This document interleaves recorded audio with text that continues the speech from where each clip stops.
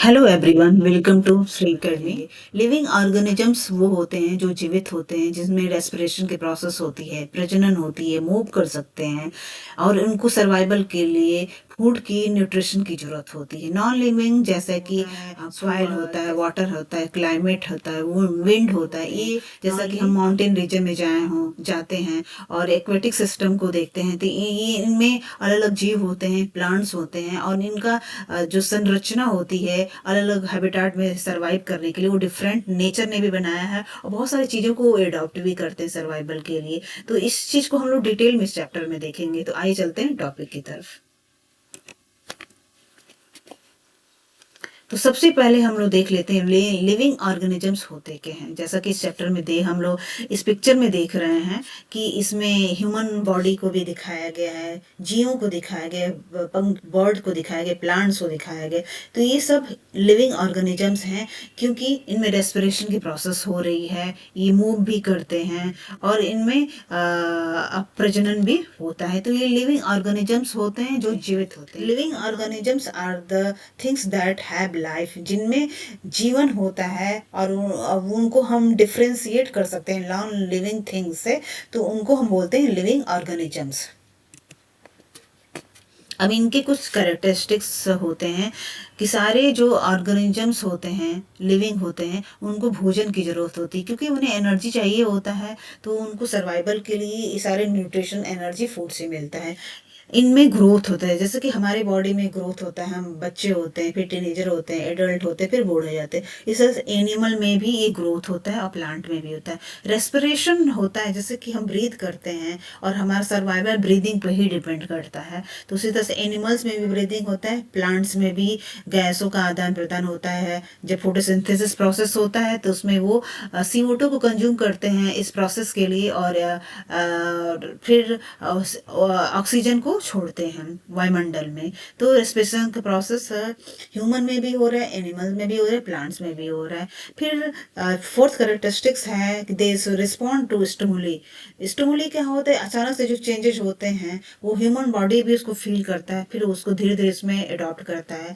और ये जानवरों में भी होता है, प्लांट्स में भी होता है।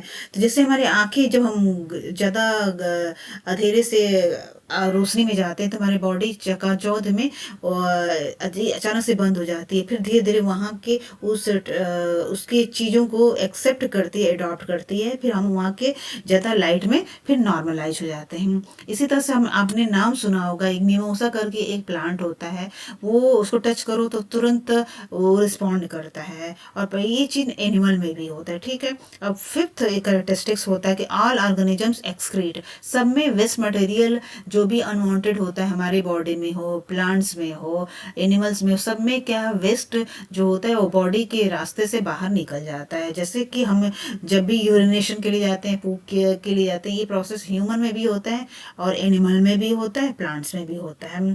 फिर all organism reproduce their own kind, human भी प्रजनन करता है। इस तरह एक ह्यूमन का जो प्रजाति आगे बढ़ रहा है, एनिमल में भी होता है और प्लांट्स में भी हम जानते हैं कि उनके सीड्स के थ्रू उनका प्रजनन होता है।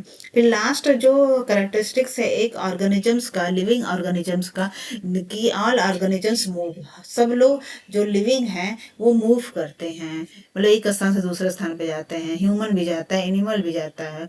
और प्लांट्स में ये जो मूवमेंट होता है न्यूट्रिशन का, वाटर का, ये सब कुछ एक हिस्से से दूसरे हिस्से में, पत्तियों से बाकी तनों में, सारे जो भोजन का आदान प्रदान, इनका मूवमेंट होता है। हैबिटाट एक तरीके से ऑल जो लिविंग ऑर्गेनिजम्स हैं उनका अपना घर होता है, हैबिटाट। जैसा कि इस पिक्चर में हम देख रहे हैं कि ये अपने आप में एक पिक्चर जो है वो हैबिटाट, इसमें बहुत सारे देखिए, बहुत सारे बर्ड्स भी दिख रहे हैं, प्लांट्स भी दिख रहे हैं और ये टोटल पूरा प्लांट्स हैं, पहाड़ है, ये सारे जो हैं इसमें जो लिविंग ऑर्गेनिजम्स हैं उनका घर, सारे लिविंग और प्लांट्स हैं, ट्रीज हैं, बैक्टीरिया हैं, जो भी सारे जीव हैं, इनका हैबिटाट एक ही हैबिटाट है और इसमें लिविंग थिंग्स भी हैं, नॉन लिविंग थिंग्स हैं।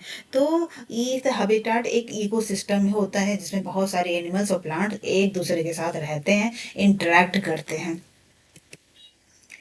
जैसा कि मैंने नाम लिया इकोसिस्टम, तो इकोसिस्टम क्या होता है, जहाँ भी लिविंग थिंग्स जैसे प्लांट्स है, एनिमल्स है, बैक्टीरिया है। और नॉन लिविंग थिंग्स क्या है? सन है, रॉक्स है, सॉइल है, टेम्परेचर है, क्लाइमेट है। ये जब इन दूसरे के साथ सब लोग रहते हैं, इंटरेक्ट करते हैं, और वही उनका घर होता है, एक कम्युनिटी की तरह से ये सब लोग यहाँ पे रहते हैं, तो इसको एक इकोसिस्टम हम कहते हैं। ये इकोसिस्टम एक कम्युनिटी होता है जीवित जीवों के लिए, जिसमें दोनों लिविंग थिंग्स भी रहते हैं, नॉन लिविंग थिंग्स भी रहते हैं।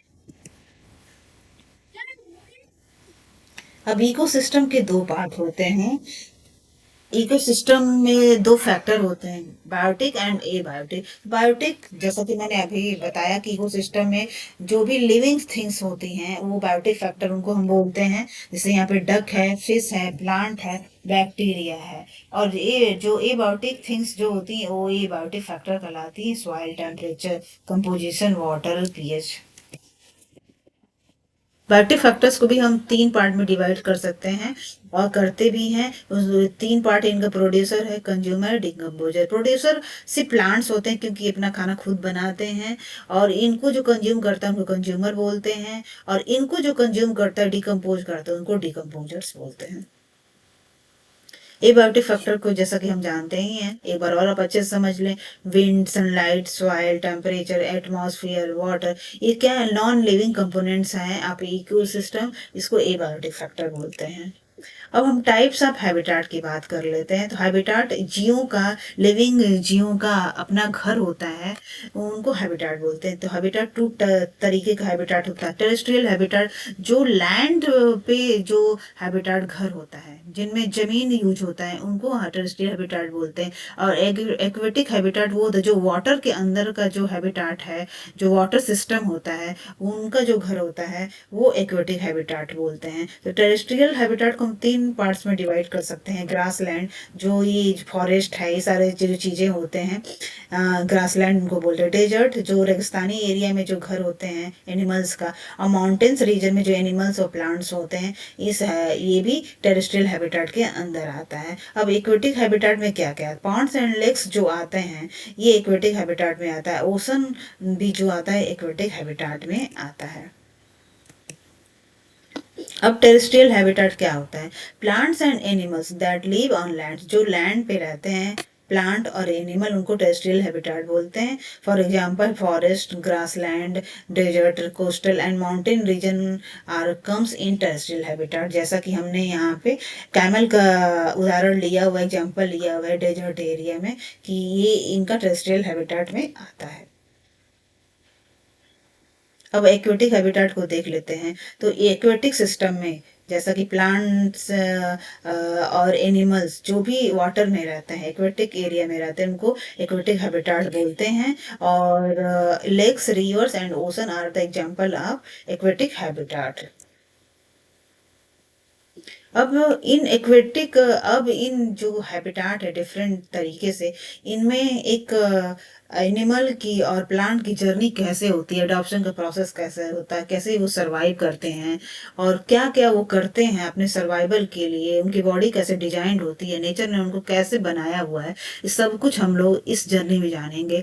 तो टेरेस्ट्रियल हैबिटेट में सबसे पहले हम लोग डेजर्ट का एग्जाम्पल लिया है। तो जैसा कि इस पिक्चर में आप ध्यान से देखेंगे तो यहाँ जमीन है, डेजर्ट एरिया, उसके अंदर बिल बनाया हुआ है।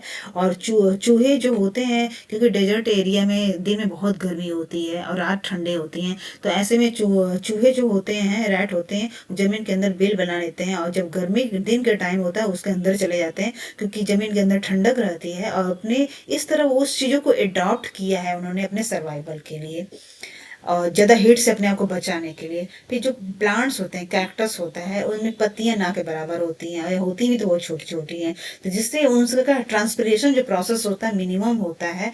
और ट्रांसपिरेशन प्रोसेस में क्या कि पत्तियां जो होती हैं वायुमंडल में पानी को छोड़ते रहते हैं, तो जब पत्तियां मिनिमम होंगी या ना के बराबर होंगी, तो जो पानी का वेस्ट होगा प्लांट्स के थ्रू वो मिनिमम होगा। और जैसा कि हम लोग जानते हैं डेजर्ट में दिन में बहुत गर्मी भी होती है, पानी की बहुत कमी किल्लत भी होती है। तो जब पत्तियां नहीं होगी तो पानी का जो वेस्ट होगा वो भी ना के बराबर होता है। और इनकी जड़ें भी बहुत लंबी होती हैं, जो पानी बहुत, क्योंकि डेजर्ट एरिया में नीचे होता है तो उनकी जड़ें बहुत लंबी होती है, तो पानी को खींच पाते हैं, और इस तरह वो पानी को लेके अपना फोटोसिंथेसिस प्रोसेस भी कर पाते हैं और सर्वाइव भी कर पाते हैं। अब ग्रासलैंड एरिया में जैसा कि हम लोग देख सकते हैं कि ग्रास का एरिया कलर भी ब्राउन है और लायन का कलर भी ब्राउन है। वो इसलिए ऐसा होता है कि जब शिकार करना होता है तो लायन ग्रास में छुप जाता है और इस तरह शिकार को करने में आसानी उसको मिल जाती है। दूसरी तरफ हम बात करते हैं कि लायन का जो शिकार होता है वो डियर होता है। डियर को जो आंखें होती है वो साइड में होती है, जिस तरफ चारों तरफ उसकी आंखें चीजों को भाप पाती हैं, प्रिडिक्ट कर पाती हैं, और जब उसको लगता है कि डेंजर है, लायन आसपास है, तो बहुत तेजी से वो दौड़ के, इसकी जो स्पीड बहुत तेज होती है, तो अपने आप को सरवाइव करने के लिए वो तेजी से भागता है। तो ग्रासलैंड एरिया में जैसा कि इनका डियर पे डियर पे डिपेंड है, और डियर को क्योंकि सरवाइव करना होता है, तो वो उसकी आंखें और बॉडी उसी हिसाब से डिजाइंड होती हैं कि वो सरवाइव, अपने आप को बचा सके। तो ग्रासलैंड एरिया में एक हैबिटाट जीवों को किस तरह सर्वाइवल होता है, इसको हम लोग देख रहे हैं।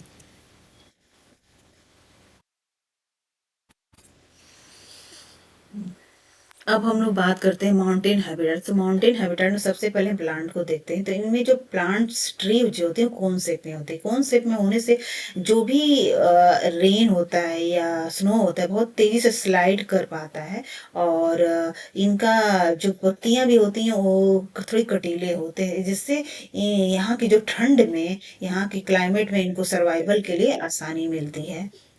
और दूसरी तरफ अगर हम लोग यहाँ पे एनिमल की बात की जाए, तो ये व्हाइट लेपर्ड है और यक है, जंगली यक है। इनकी जो खाल होती है बहुत मोटी होती है, और इनके बाल भी बड़े बड़े और मोटे लंबे होते हैं, जिससे उनको ठंड में वहां पे सर्वाइवल करने के लिए इनकी बॉडी में गर्माहट मिलती रहती है। इनके पंजे भी, पंजों पे भी बाल, लंबे लंबे बाल होते हैं, स्किन बहुत मोटी होती है, जिससे वो चलते हैं तो उनके पैरों में ठंड नहीं लगती है, और उनकी बॉडी भी हीट प्रोड्यूस करती रहती है, और वहाँ के माहौल में वो अडॉप्ट कर पाते हैं, आसानी से सरवाइव कर पाते हैं। अब हम लोग पॉन्ड्स एंड लेक्स में कैसे सर्वाइवल होता है प्लांट्स का और एनिमल का, ये भी देख लेते हैं। जबकि हम जानते हैं एक्वेटिक सिस्टम में सबसे पहले अगर एनिमल की बात की जाए तो मछलियां होती हैं। तो मछलियों की बॉडी भी बहुत स्ट्रीम्ड लाइन शेप में गॉड ने बनाया हुआ है। तो इस तरह को क्या हो, किसी पानी में एक तरफ से दूसरे डायरेक्शन में जाने में, मूवमेंट में उनको बहुत आसानी मिलती है। उनके जो स्किन होती है वो भी ऐसी होती है कि उनको वाटर से प्रोटेक्ट करता है, और ये इनमें जो ऑक्सीजन का एब्जॉर्प्शन होता है इनके गिल्स के माध्यम से होता है, और इस ऑक्सीजन को एब्जॉर्ब कर पाते हैं। तो इस तरह इक्विटी सिस्टम में मछलियों का जो सर्वाइवल इस तरीके से उनकी बॉडी स्ट्रक्चर्ड है। और दूसरी तरफ अगर हम इनके प्लांट्स की बात करें, तो इनमें जो प्लांट होते हैं वो छोटे छोटे हैं, पॉन्ड सिस्टम में इक्वेटिक में होते हैं, और इनमें जो जड़ें होती हैं उनका एक ही काम होता है कि जो प्लांट्स हैं उनको एक स्थान, एक प्लेस पे उनको बांधे रखना, खड़े रखना ही इन जड़ों का काम होता है। और इनकी जो पत्तियां होती हैं, फ्लावर्स होते हैं, वाटर की सतह पे तैरती रहती हैं। तो इस तरह प्लांट्स अपना सरवाइव कर रहे हैं, और हमने मछलियों को भी देखा कि एक्वेटिक सिस्टम में कैसे उनकी बॉडी डिजाइंड होती है, कैसे वो सरवाइव करते हैं।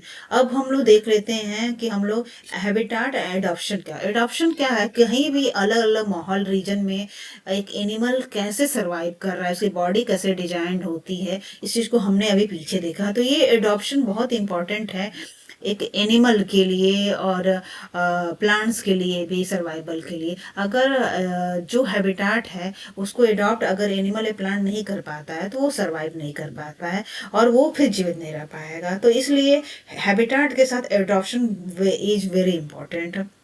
और यह अपने आप में सारे जो जीव होते हैं इनके लिए जो हैबिटाट होता है, एक इकोसिस्टम होता है जिसमें लिविंग थिंग्स और नॉन लिविंग दोनों एक साथ रहते हैं। और एक नेचुरल हैबिटाट, जो हैबिटाट है जो हमने बात की अभी माउंटेन रीजन का, डेजर्ट का, ये क्या होता है, इकोसिस्टम का एक बहुत इंपॉर्टेंट पार्ट है, और ये जो हैबिटाट इनका है नेचुरल हैबिटाट होता है। और यहाँ पे इनको अपनी बेसिक नीड की सारी चीजें मिलती हैं, फूड, वाटर, शेल्टर, वेदर, और यहाँ पे ये प्रजनन भी अपना कर पाते हैं, जिससे इनकी प्रजाति आगे बढ़ती रहती है।